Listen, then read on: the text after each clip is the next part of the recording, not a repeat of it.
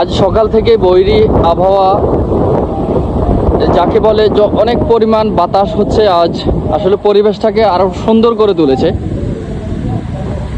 বিগত 15 বছর আগে আমি এই রাস্তা দিয়ে হেঁটেছিলাম, আজ 15 বছর পরে সেই রাস্তা দিয়ে হাঁটছি এবং আপনাদেরকে সেই রাস্তার আশেপাশে কিছু পরিবেশ আপনাদের সাথে শেয়ার করব। অবশ্যই আপনারা সেটা দেখবেন এবং কমেন্ট করবেন, ভিডিওগুলোকে শেয়ার করবেন, লাইক করবেন, অপর ভাইকে দেখার সুযোগ করে দেবেন। গ্রামের পরিবেশগুলো আসলে দেখতে যতটা অসাধারণ, তেমনি আপনি কল্পনার বাইরে অনেক সৌন্দর্য দেখতে পাবেন।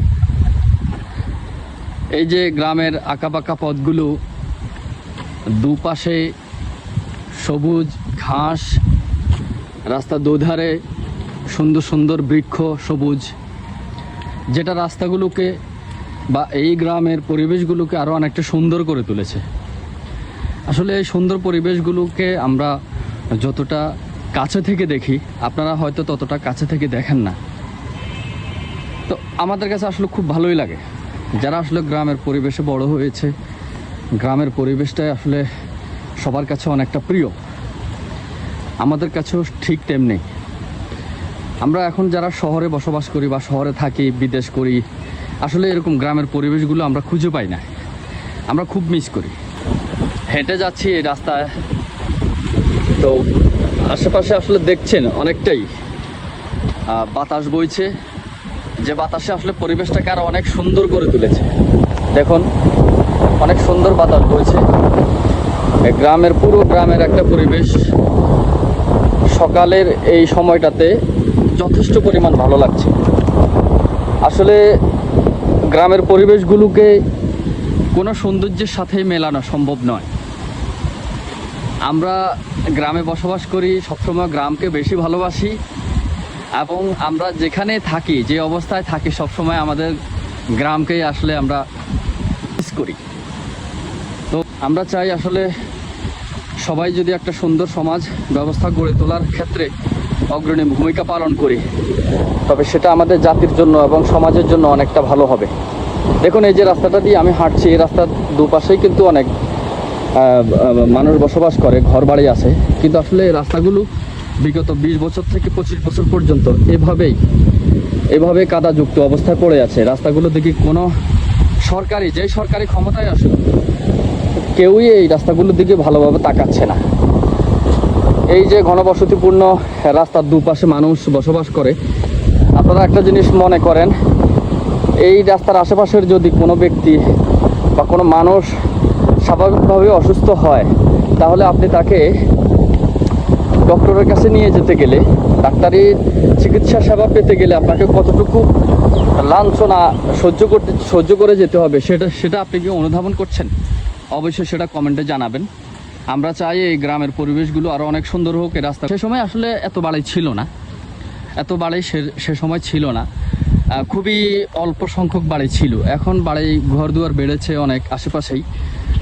এই জায়গার পরিবেশগুলো আগে যেমনটা সুন্দর ছিল, আমি মনে করি ঘর বাড়ি হওয়াতে তার পরিবেশগুলো আর একটু পরিবর্তন হওয়ার কথা ছিল। বিশেষ করে এই যে রাস্তাটা দিয়ে আমি এখন হাঁটছি বা যে রাস্তাটা দিয়ে এখন আমি চলাফেরা করে যাচ্ছি, এই রাস্তা দিয়ে এই বাড়ির এখানে যে রাস্তার আশেপাশে যে বাড়িগুলো রয়েছে, সেই বাড়িগুলোর মানুষ সর্বদাই এখানে চলাফেরা করে। আপনি দেখুন বৃষ্টি হলে এই রাস্তাতে আপনি হাঁটতে পারবেন না, খুবই কষ্ট হয়ে যাবে। আমি বারবার একটা কথা বলি, আপনার যোগাযোগ ব্যবস্থা, রাস্তাঘাটের পরিবেশ পরিস্থিতি যদি ভালো না থাকে, আপনার স্বাস্থ্যসেবা কখনোই উন্নত হবে না। কারণ আপনি একটা জিনিস ভাবুন বা একটা জিনিস কল্পনা করুন, যদি এই বাড়িগুলোর আশেপাশে, রাস্তার আশেপাশের এই বাড়িগুলোতে কোনো মানুষ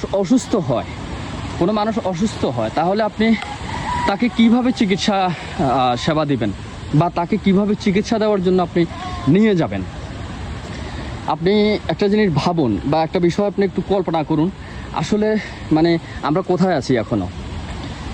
আমরা আমাদের নিজেদের পরিবর্তনের জন্য বা আমরা আমাদের নিজেদের ভালোর জন্য অনেক কিছুই করি, কিন্তু সমাজের ভালোর জন্য আসলে আমরা কি করি?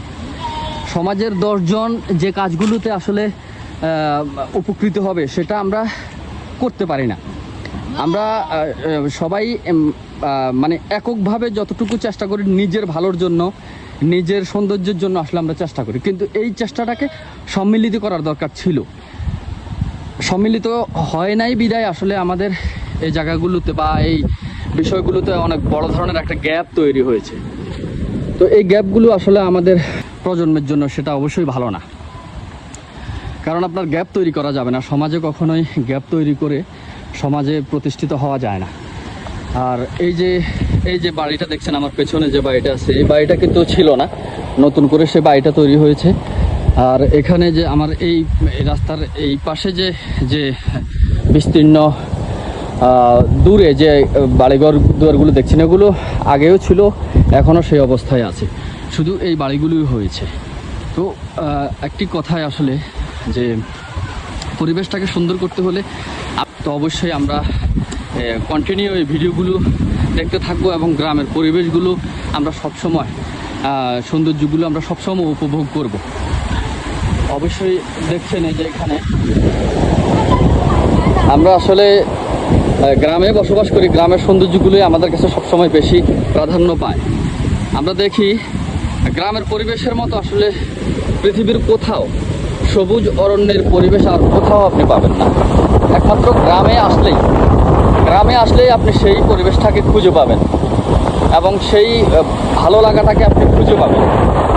শহরের ইট পাটকেলের এরিয়ার ভেতরে আপনি যতটুকু স্বস্তির নিঃশ্বাস ফেলতে পারবেন না, তার সাথে বেশি স্বস্তির নিঃশ্বাস ফেলতে পারবেন আপনি শুধু গ্রামে আসলে। দেখুন পরিবেশ, আপনি এভাবে যেখানে যাবেন, যত দূরে যাবেন, সবসময় এরকম সবুজ অরণ্যের পরিবেশ আপনি দেখতে পাবেন। খুবই সুন্দর দেখতে, খুবই সুন্দর লাগছে। আপনারা অবশ্যই আপনাদের গ্রামের পরিবেশগুলোকেও আপনারা অনেকটা মিস করেন যারা বিদেশের মাটিতে আছেন। হ্যাঁ, আমরা চাই যে আপনারাও অন্যকে শেয়ার করুন, তাদেরকেও দেখার সুযোগ করে দিন। তো পরবর্তী ভিডিও আসা পর্যন্ত অবশ্যই সঙ্গে থাকবেন এবং ভিডিওগুলোকে কন্টিনিউ দেখতে থাকবেন। সে পর্যন্ত সবাই সুস্থ থাকুন, ভালো থাকুন।